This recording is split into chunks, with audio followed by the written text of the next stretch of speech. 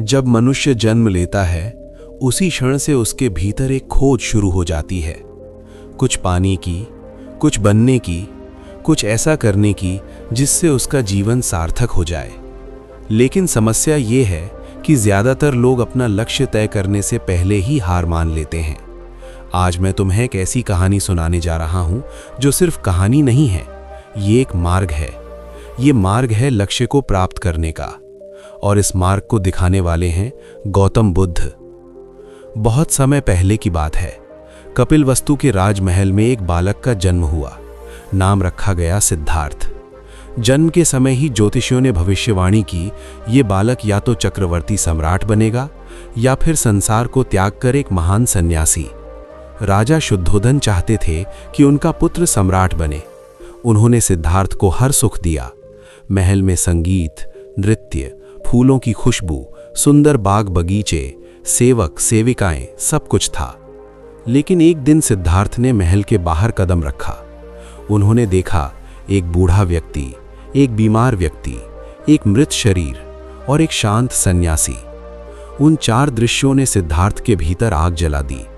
उन्होंने पहली बार समझा जीवन दुख से भरा है, और उनके भीतर एक लक्ष्य जन्मा। मुझे दुख का कारण जानना है, मुझे इसका समाधान खोजना है। यहीं से शुरू होती है लक्ष्य प्राप्ति की असली कहानी।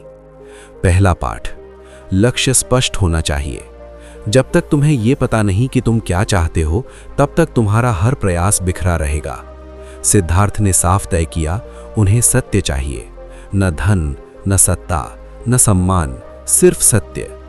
एक रात जब पूरा महल सो रहा था, उन्होंने अपनी पत्नी और पुत्र को अंतिम बार देखा और महल छोड़ दिया।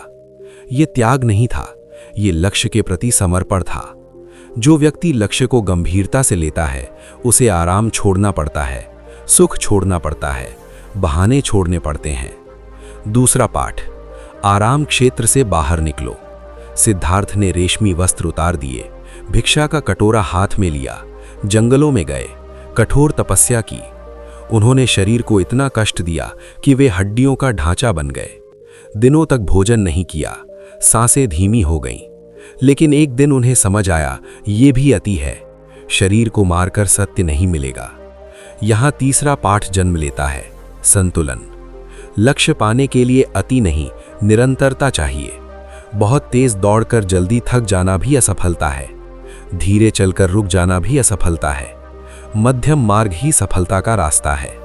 सिद्धार्थ ने तपस्या छोड़ी, एक पीपल के वृक्ष के नीचे बैठ गए और संकल्प लिया, जब तक सत्य प्राप्त नहीं होगा मैं यहां से नहीं उठूंगा।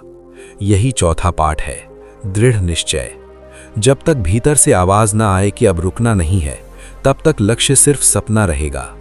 रात गहराती गई, माया ने आकर डराया, भय ने आकर घेरा, अतीत की यादें आईं, भविष्य की आशंकाएं आईं, लेकिन सिद्धार्थ अडिग रहे। उनका मन शांत था, सांस स्थिर थी, ध्यान गहरा था। और फिर भोर हुई। उगते सूरज के साथ उनके भीतर भी प्रकाश हुआ। सिद्धार्थ बुद्ध बन चुके थे। उन्होंने पाया दुख का कारण तृष्णा है, और तृष्णा का अंत ही मुक्ति है। अब सोचो, अगर वे बीच में हार मान लेते, अगर तपस्या के दौरान उन्होंने कहा होता कि ये मेरे बस की बात नहीं, अगर महल का सुख उन्हें रोक लेता, तो क्या वे बुद्ध बन पाते? लक्ष्य प्राप्ति का पहला